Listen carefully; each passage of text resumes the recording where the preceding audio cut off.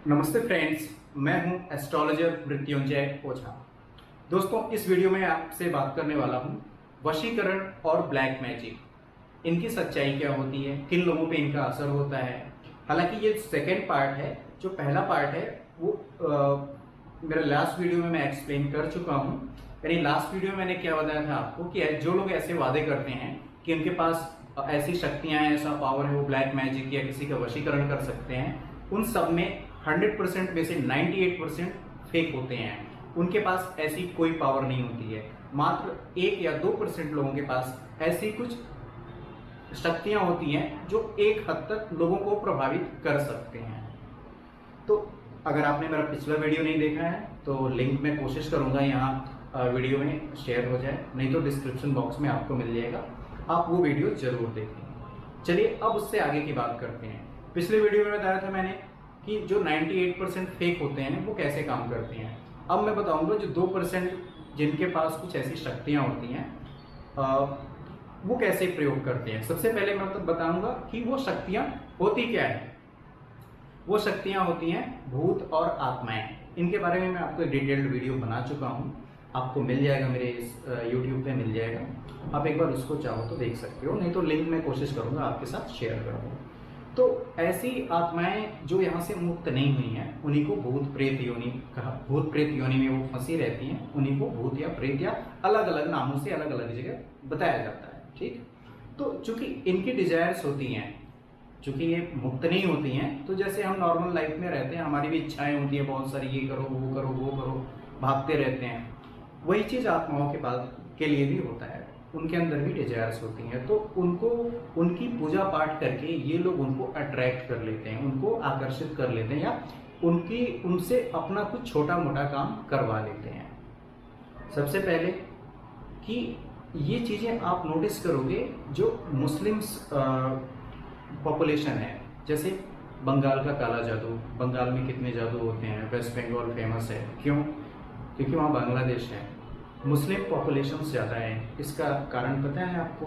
ये है कि जब हमारे हिंदूज में लोगों की डेथ होती है तो हम बहुत सारे प्रोसीजर फॉलो करते हैं उनकी आत्मा मुक्त हो जाए। जैसे 10 दिनों का सूतक हो गया, या और भी पिंडदान हो गया, गया में दान हो गया, इवन हर साल पितृपक्ष भी आता है। लेकिन मुस्लिम्स के साथ इतना ज़्यादा प्रोसीजर नहीं होते हैं।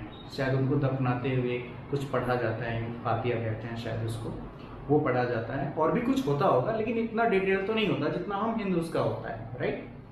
तो उनकी आत्माएं बहुत, चूंकि उनके आत्माओं की मुक्ति नहीं होती है तो वो बहुत जल्दी अट्रैक्ट हो जाते हैं, बहुत आसानी से उनको अट्रैक्ट कर लेते हैं ये लोग जो तांत्रिक होते हैं, और उनसे अपना मनचाहा काम एक हद तक करवा सकते हैं। अब आपको लगेगा कि जब वो लोग इतने काम करवा सकते हैं तो फिर सारे काम क्यों नहीं करवा सकते? भाई, सारे काम नहीं करवा सकते, और ऐसा काम जो लोग करते हैं इसके साइड इफेक्ट्स उनके लाइफ में देखेंगे। उनका बिजनेस करियर, उनकी ओवरऑल आप लाइफ देखोगे तो वो हमेशा संघर्ष में रहेंगे। उनकी फैमिली लाइफ खराब रहेगी, उनका हेल्थ खराब रहेगा, या उनके पास वादे तो ये करते हैं लेकिन पैसा वैसा उनके पास बहुत ज़्यादा नहीं होता, क्योंकि वो उसके साइड इफेक्ट होते हैं। ऐसे लोग ही ये कहते हैं आपसे कि वो एक हद तक कर सकते हैं, लेकिन क्या वो सबको प्रभावित कर सकते हैं? क्या इसका असर सब पे होता है? सबका वशीकरण किया जा सकता है? सबके ऊपर काला जादू हो सकता है? तो आंसर है नहीं। पाकिस्तान के प्रधानमंत्री हैं इमरान खान, उनकी वाइफ हैं बुलशारा बेगम, या कुछ ऐसे नाम हो सकता है, मैं गलत बोल रहा हूँ, लेकिन वो भी काला जादू करती हैं।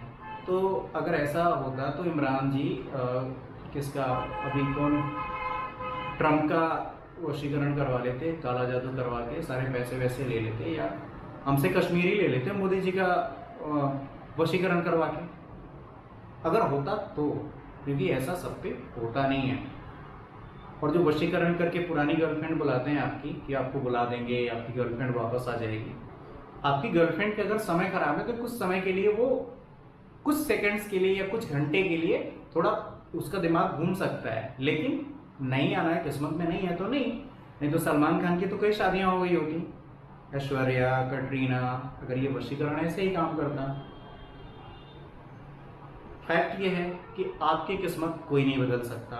मतलब ये है कि अगर आपकी किस्मत में भी, आपकी कुंडली में भी ये योग है, तो ही आप ऐसे लोगों के प्रभाव में एक समय तक आ सकते हो। एग्जाम्पल, अभी कोरोना चल रहा है, कोरोना सबको तो हो नहीं रहा है। आपके बगल वाले को हुआ, आपको नहीं हुआ, आपके फादर को हुआ, आपको नहीं हुआ। क्यों? जिसका इम्यून सिस्टम, जिसका मंगल, जिसकी किस्मत खराब है, उसको हो रहा है, और कई लोगों को तो निपटा भी देता है कोरोना। वही चीज वहां भी अप्लाई होती है, सबके ऊपर नहीं है। जिसका समय खराब चल रहा है, जिसकी कुंडली में ऐसा प्रॉमिस है, उसके ऊपर इनका प्रभाव एक समय तक हो सकता है। अब मैं आपको जल्दी जल्दी बता देता हूं कि आपकी कुंडली में ऐसे कौन से कॉम्बिनेशन है। अगर आपको अपनी कुंडली देखना नहीं आता, नहीं पता है, तो इस YouTube चैनल पे आपको वो एक वीडियो मिलेगा मेरा, उस पर मैंने पूरा एक्सप्लेन किया हुआ है कि आप अपनी कुंडली खुद कैसे देख सकते हैं। तो आप वो वीडियो देख सकते हैं। हम आगे की बात करते हैं। दोस्तों, अपनी हॉरोस्कोप में, अपनी कुंडली में 4 त्रिकोण होते हैं: धर्म त्रिकोण, अर्थ त्रिकोण, काम त्रिकोण और मोक्ष त्रिकोण। मोक्ष त्रिकोण कहते हैं, हमारी कुंडली का चौथा भाव होता है, 8वां और 12वां, 4, 8 एंड 12।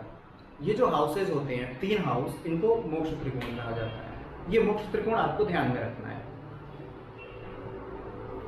राहु चंद्रमा के साथ, या फिर चंद्रमा केतु के साथ, यानी राहु केतु में से कोई भी अगर चंद्रमा के साथ इन तीनों हाउस में किसी में भी बैठा है, 4, 8 और 12 में, तो पहला इंडिकेशन है आपके ऊपर इन चीजों का असर हो सकता है। दूसरा, अगर चंद्रमा नहीं बैठा है, सिर्फ राहु केतु में से कोई 4, 8 या 12 इन हाउसेज में बैठा हुआ है आपकी कुंडली में, लेकिन साथ में चंद्रमा शनि के साथ कहीं भी बैठा है आपकी कुंडली में, या चंद्रमा शनि के नक्षत्र में है, या राहु के नक्षत्र में है, या केतु के नक्षत्र में है, तो भी आपके ऊपर इन चीजों का प्रभाव हो सकता है। तो ये 2 कॉम्बिनेशन है जो आपको ध्यान में रखने हैं। दोस्तों, ये प्रॉमिस होता है, ये आपको बताएगा हो सकता है, लेकिन कब होगा वो बताएगा। मतलब कुंडली में कोई भी चीज आपको देखनी है, एक तो प्रॉमिस होता है कि आपकी कुंडली में ऐसा हो सकता है भाग्य में, लेकिन वो आपके जीवन में कब होगा, उसके लिए आपको दशा और गोचर देखना होता है। तो इस केस में क्या है, ऐसी चीजों का प्रभाव कब हो सकता है, जब राहु की दशा शनि की अंतरदशा, या शनि की अंतरदशा राहु की अंतरदशा, राहु की दशा केतु की अंतरदशा, केतु की दशा राहु की अंतरदशा, शनि की दशा केतु की अंतरदशा, केतु की दशा शनि, यानी दशा अंतरदशा में कहीं से भी राहु केतु या शनि आ रहे हैं, उस पीरियड तक आप इन चीजों से प्रभावित हो सकते हो। अगर मान लीजिए ये दशा नहीं, अगर ऐसी दशा चली, तो जब तक ये दशाएं हैं तब तक आपको दिक्कत होगी, होती रहेगी। लेकिन मान लीजिए प्रॉमिस तो है आपकी कुंडली में, लेकिन ये ऐसी दशा नहीं है, दशा आपकी सूर्य की चल रही है, तो किसी ने आपके ऊपर ऐसा कुछ किया, तो आपका कुछ 1 आध दिन के लिए, 2 दिन के लिए बुखार होगा, ऐसा कुछ होगा, ठीक हो जाओगे आप। और अगर आपकी कुंडली में प्रॉमिस भी नहीं है, तो और दशा भी नहीं है, तो मतलब ही नहीं होता, आपके ऊपर तो असर ही नहीं होगा उस चीज का। और सबसे पहली बात, असर कितना होता है, सबसे पहली चीज ये आपके दिमाग पे प्रभाव करता है, ठीक है। यानी अगर आपका दिमाग ही खराब हो गया है, तो आपका बिजनेस अच्छा नहीं चलेगा, आपका रिलेशन अच्छा नहीं चलेगा, हेल्थ प्रॉब्लम्स अपने आप ही होंगी। तो इन तीनों चीजों से इंसान प्रभावित हो जाता है, क्योंकि इनका असर दिमाग पे ज्यादा होता है। और जब भी आपका अच्छा समय आएगा, आपको सही गाइडेंस मिलेगी, सही जगह आप जाओगे, किस्मत रास्ता बना देगी आपका इन चीजों से बाहर आने के लिए। तो अभी जो आपको कॉम्बिनेशन बताया वो आप ध्यान में रखिए, और मिलते हैं अगले वीडियो में किसी और इंटरेस्टिंग टॉपिक के साथ। तब तक के लिए नमस्ते, जय हिंद।